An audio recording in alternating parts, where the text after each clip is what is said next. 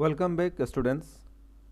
After the class History of Ecology, now we are going to start a new topic, that is Autoecology and Synecology and the levels of organization in ecology. So these old topics, Autoecology and Synecology and the levels of organization in ecology, these are related. So although in your syllabus these three topics are given as an independent topic, I have merged them as one topic. After this lesson, we will be able to know what is ecology and terms and concepts associated to ecology. We will understand the difference between the autoecology and synecology. We will be able to define population, community, ecosystem and biome. And again, we will be able to classify components of an ecosystem. So let me start the lesson. The first question is, what is ecology? In the class History of Ecology, we have discussed what is ecology on the background of the evolution of ecology as a subject. In a very simple way, if you say ecology, you can say that it means the study of your home. In Greek, ecology is a word that is formed from two different words. These are oikos and ology. Oikos means at home and ology means the study of. So ecology means the study of home. Ernst Haeckel in 1870, he gave the definition of ecology as, by ecology we mean the body of knowledge concerning the economy of nature, the investigation of the total relations to the animals to its inorganic and organic environment. So we can understand this word, the investigation of the total relations of the animal to its inorganic and organic environment. So this is a kind of an investigation. And Alton has given the simplest definition, which is scientific natural history, is called ecology. And Odom, the father of modern biology, he gave the word the structure and function of nature. Ecology means the structure and function of nature, how nature works, what is the composition of the natural components and how they work in harmony. This is the definition given by Odom for ecology. Whatever, we have to follow a definition. When we will be asked that what is ecology, we have to give a definition that may cover the maximum aspect that our pioneers or the ecologists have defined for ecology. In a very general definition, we can say ecology is the scientific study of the processes regulating the distribution and abundance of organisms and the interactions among them, and a study of how these organisms in turn mediate the transport and transformation of energy and matter in the biosphere. If you look into this definition, you will find, let me start from the beginning. Ecology is the scientific study of the processes regulating the distribution and abundance of organisms. So the first part of definition is very clear. It says that it is the study of the processes regulating the distribution and abundance of organisms. So distribution is very important, because as I told you in the earlier class, geobotany, in that case it was defined that when you study a habitat or habitation, you will find that depending on the climate, altitude, or location, it, it is different. The components are different. So similarly, once these differences are exist, you will find that the distribution of animals also may be different. So there may be different regulating processes, or some processes are there, they either universally regulate them and they can survive in a different environment, or it may be possible that there are different processes of regulations which govern them differently, independently, to survive in a particular habitat. And second part is the abundance of organisms. This is very important because the abundance is it works on different aspects, various aspects. For example, dominant species which are very dominant in a particular habitat, they are either large in numbers, or it may happen that the dominant organisms are there, they may exhaust, they may explore, or you can say totally regulate the overall food chain, which may disrupt the total ecosystem. So abundance has different multifaceted influence on the distribution and survivability of organisms or species in a community. So that is why distribution and abundance are together important, and the interactions among them, when they are there, distributions are there, numbers are there, how do they interact with these components, that is distribution and abundance. This is a part of ecology. And also it covers the study of how these organisms in turn mediate the transport and transformation of energy and matter in the biosphere. This is a very wider concept. In the first part, you have seen that from this part, processes to these interactions among them, it is discussing only two components. One is the distribution and abundance with the environment, or according to the variations in the environment. But the second part, how these organisms in turn mediate the transport and transformation of energy and matter in the biosphere, is a wider concept. These organisms may be a microorganisms or may be a gigantic organisms. They contribute at different levels to transform energy, to transport and transform energy and matter in the biosphere. That is what in the last class we have discussed, the biogeochemical cycles. The idea has contributed a lot to development of ecology. So this is that part of the ecology where how organisms are involved in transporting nutrients, as well as the transformation of energy to different other components, so that these are accessible by next level of organisms in the food chain. So this is how the ecology can be defined in a very smallest and shortest way for our study. Ecology as a discipline can be subdivided into 6 subdisciplines. Although there are many other subdisciplines coming up every day, but we will confine ourselves only to 6 very prominent and significant subdisciplines of ecology. The first one is the physiological ecology. It means the adaptations of any individual organisms to the environment. Second is behavioral ecology. The behavior of individuals is in ecological setting, and how the animals behave in an environment, that is a part of the ecology.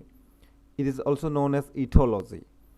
Then population ecology, which is most important part of the ecology, the dynamics of groups of individuals living in reproductive groups, or you can say the species. Then you can say community ecology, the dynamics of the groups or species living together in a habitat. So the ecology actually means to study the organisms in a community. Or when you are studying community, you are studying population. The fifth one is the ecosystem ecology. That is what the core ecology, the processes that occur within a community as an integrated unit. So how the community are surviving as a unit. This is called the ecosystem ecology. Then came the landscape ecology. It's a new area that consider larger scale processes among related ecosystems. Landscape, on a view, the ecosystems are arranged at different levels so that they can correlate, they can be connected for different resources, and they can sustain in a very harmonical way. So this is how we can define landscape ecology. It is a new area of study. So here let me proceed with autoecology and synecology. If we define autoecology, we can just give a very simple definition: the study of interaction between individuals and its environment is known as autoecology. So here, please mind it, the word I am using here, the individual. So the study of interaction between individuals and its environment is known as autoecology. So simply you can say this is ecology of individuals. Coming to synecology, it's an ecological approach where group of organisms taken as the unit of study, and it is termed as synecology. So this is studying not individuals. It is not studying any individuals. It is studying the group of individuals. It may be a population, it may be a community. So whatever, there is no single organisms studied in synecology. That is why it can be said as group of organisms, study of groups of organisms. This is the basic difference between autoecology and synecology in ecological studies. So here you can see how these two concepts have given the terms. You know the population ecology. Now when we are studying autoecology, you can say this is the study of individuals. This is a population. Here these populations are, you can say the populations are connected, not connected to each other, maybe connected individually. This particular individual is connected to each of the individuals, but these individuals are not connected to each other. This is a population. In a population, there may be only one point of attraction or one center of focus where the all animals are dependent on. Other individuals who are the member of the population, they may not depend on each other. Think about a giraffe, where the whole giraffe herd may be dependent on the mother giraffe of the parent giraffe. The others may follow the leader giraffe or the giraffe which is on lead. However, in a community, there are different organisms, different species, and they are not only connected one to one, they are also having cross connections. That is, one species to other species. You can find the difference here. Here you can see the individual is related to each own individual, and this is one to one. Whereas here, in case of community ecology, that is synecology, they are not only connected to one, they are connected to each other in a cross. That is what I said, cross connection. So they are connected to their own population, they are connected to their own population. At the same time, they are having a cross connections, means they have some interdependency between these two or among them. This is the feature you will find in community ecology. And when these features are available, means when you say that they are connected to each other, cross connections are there, you may find that there is a dependency, there is a particular pattern from one point of the organisms to another point of the organism. So you can start from the producers here. The producers are connected to primary consumers, and the primary consumers are connected to the secondary consumers.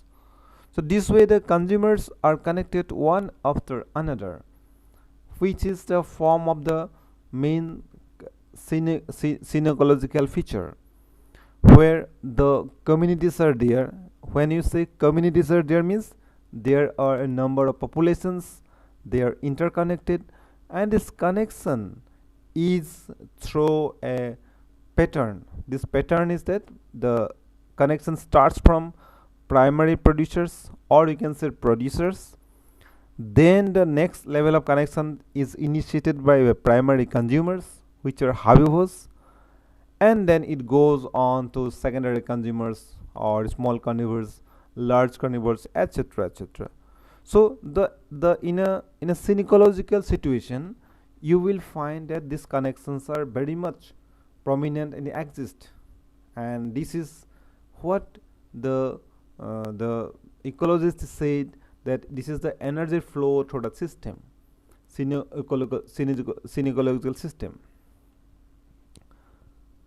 So this is what the ecologists say, that the energy flow through the system in a synecological system, and this is the basis of the food chain.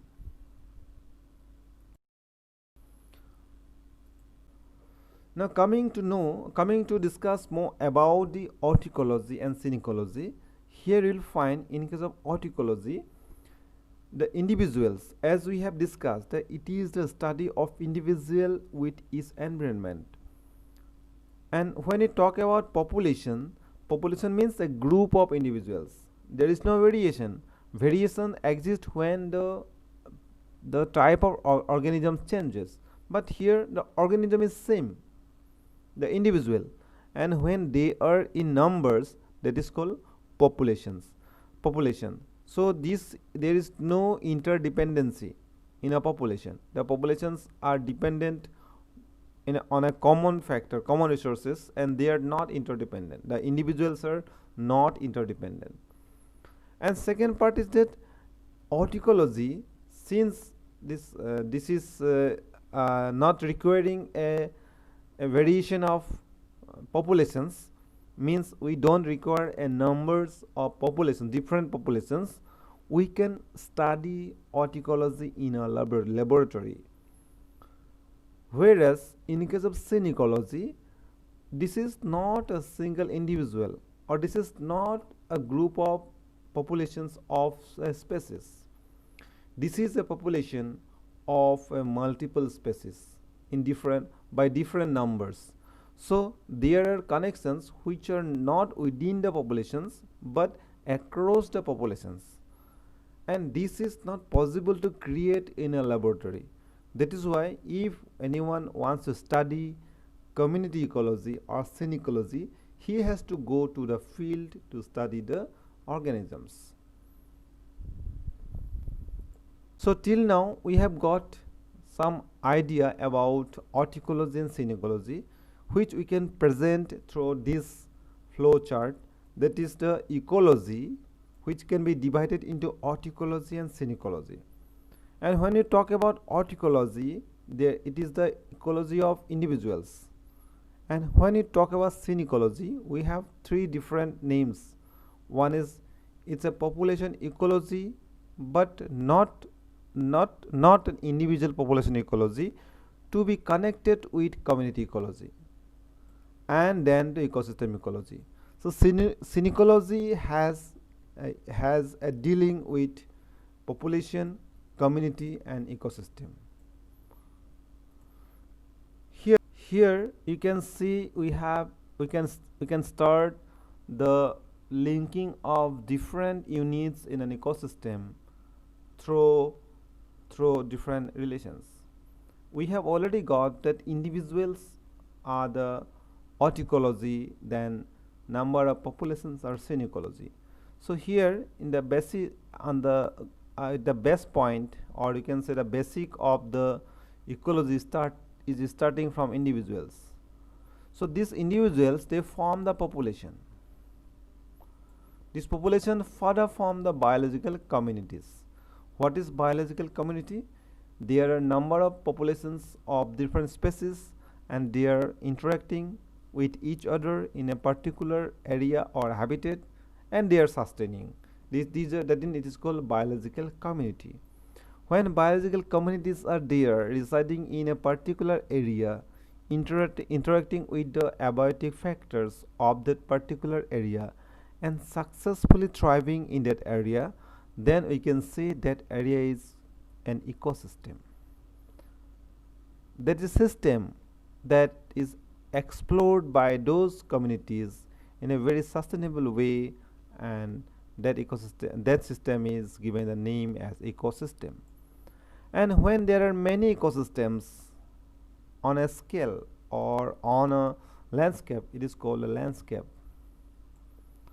Then we go that in a large number of landscape or more than one landscapes, they come together to form the biome, and biosphere is the number of biomes they live together.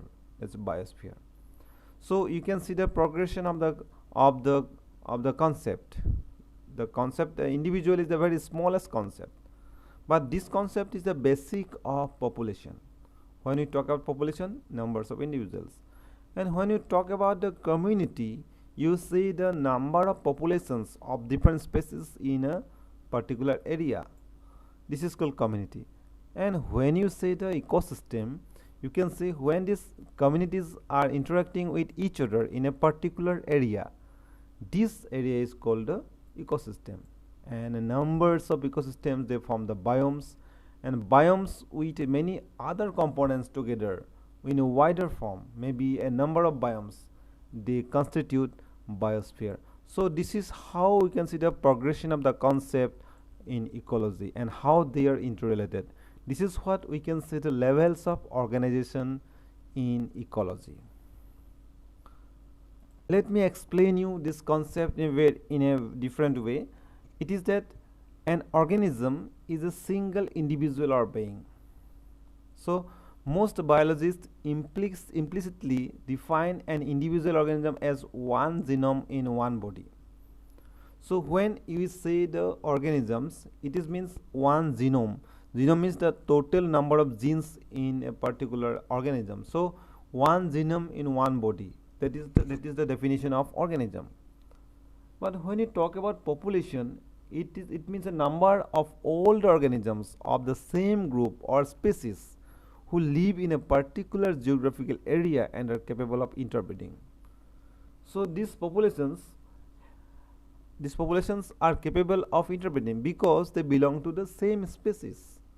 The individuals belong to same species, and that is why the genome, in their genome, their genes are exchanged, and you may find little variation, but not the variation as wider as the community.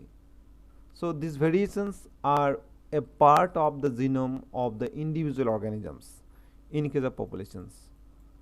But when you say a community, it's a group of association of populations of two or more different species occupying the same geographical area at the same time.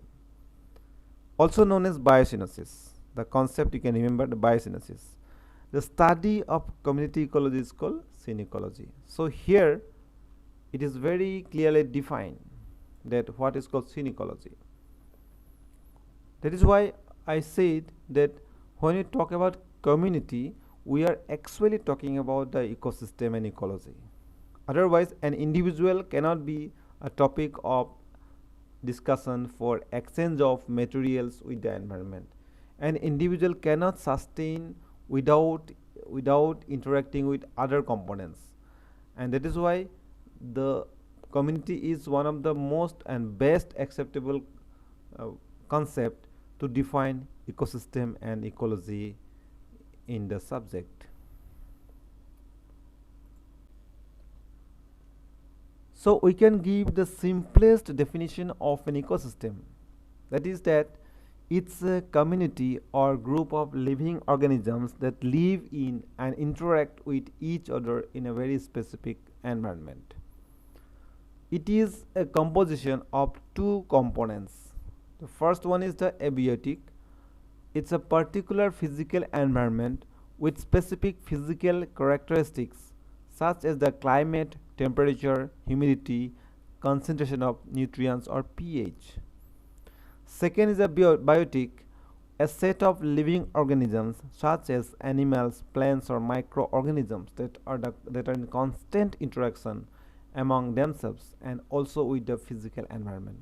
So these two components constitute ecosystem, and that particular constitution is to run the community in that particular habitat. So here again you can see the ecosystem, which is say the unit of the a particular habitat, can be divided into biotic and abiotic component. The biotic components are producers, consumers and decomposers. As you know, what is called producers? These are the organisms, they depend on the sunlight and they can produce their own food. They can synthesize their own food and store the energy for the rest of the animals in the world. Then consumers, they depend on producers, or some consumers are dependent on other consumers. That time it is called secondary consumers. Then decomposers, after the death of producers and consumers, these are the decomposers that help in releasing the nutrients and other energy from the body of these organisms. So this is how we can divide the ecosystem into the subgroups. And in an ecosystem, you may not find the same thing across all different ecosystem, but you will find the components, as I told you, the biotic and abiotic components in each and every ecosystem. Maybe they are in different form. Maybe you'll find that consumers are different in forest than in water environment, or you can say producers are different, the species are different in a river than in a lake. But whatever, you will find these two components. One component is abiotic and other component is biotic. They are almost same in across all ecosystems. Here you can see this is the living biotic components, and these are the non-living components in an ecosystem. This is aquatic ecosystem, and here you can see this is the terrestrial ecosystem, where this is the source of light, this is the producer, and these are the consumers. So these are totally different from the previous example.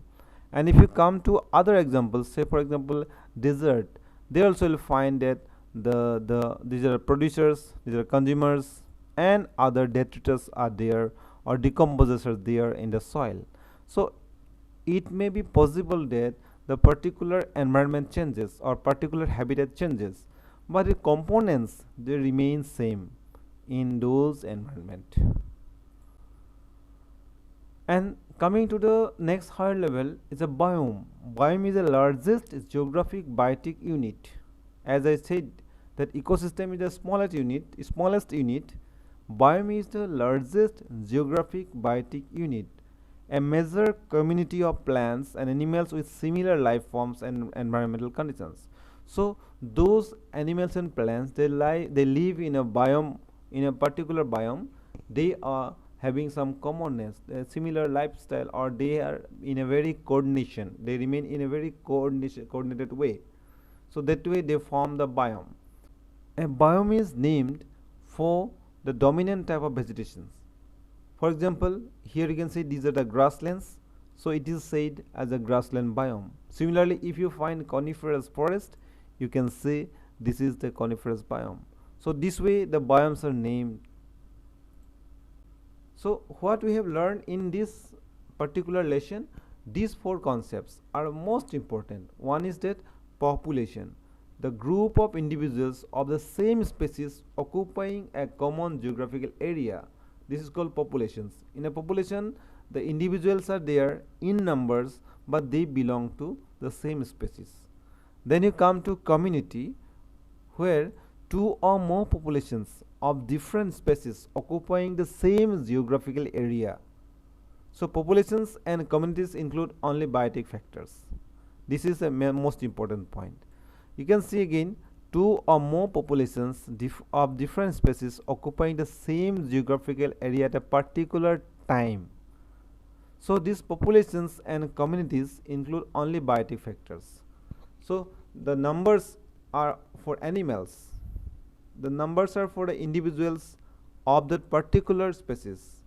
These are organisms, maybe the plant organisms or maybe the animal organisms. But population never include temperature, never include pH.